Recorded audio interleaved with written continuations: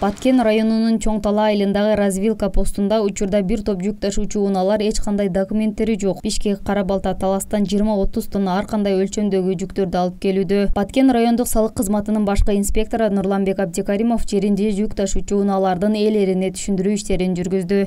Баткен районуна мына чек аралаш жайланышкан айылдардан аткезчиликке каршы мыйзамсыз ташылынган жүктөр боюнча уюштурулган пост болуп эсептелет. Ушул жүк ташуучу мемелер боюнча салык мыйзамдарын текшерип турабыз да.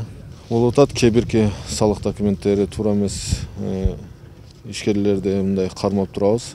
Салык мыйзамдары боюнча документтерин толуктамайынча ушул жерден өтүлбөй турат да. Оор жүк ташуучу унаалардын айдоочуларынын көпчүлүк бөлүгү жер семдикичтерди, андан сырткары азык-түлүктөрдү ташып бара жатышкан. Аталган жүктөр даректүү кайда алып барылат чек жаратууда. Мындан улам УКМК кызматкерлери тарабынан тыкыр көзөмөлгө алынарын айтышат. Мен Бишкектен пияз жүктөгөмүн, Токмоктон, Дыйкандан.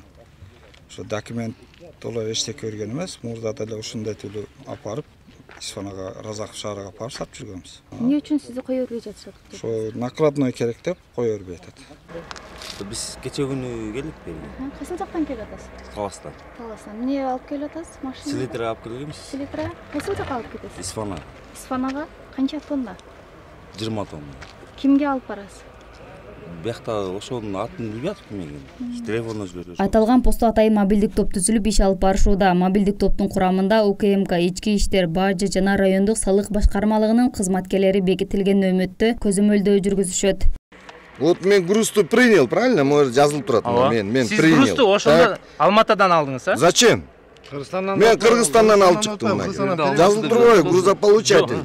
Казахстан. Сиз алдыңыз мына, туурабы? Зачем? Вот грузополучатель. Я перевозчик. Вы перевозчик, ооба, вы перевозчик вот по документам с Алматы. Товар попадает в Кыргызстан, правильно? О, попадает. И потом по Кыргызстану жөнөтөт атат товар. Ошо могу Таластын фирмасынан накладной болуш керек Баткенге. Негизинен жүк ташуучу унаалардын документтери, патенттери, жүк алуучу жана жиберүүчүнүн даректери көрсөтүлгөн документтери болуусу шарт. Бирок көпчүлүгүндө толук документтери жок болууда. Кошумчалай кетсек, учурда облус аймагындагы аткезчиликке жол бербөө максатында күчөтүлгөн тартипте иш алып барууда.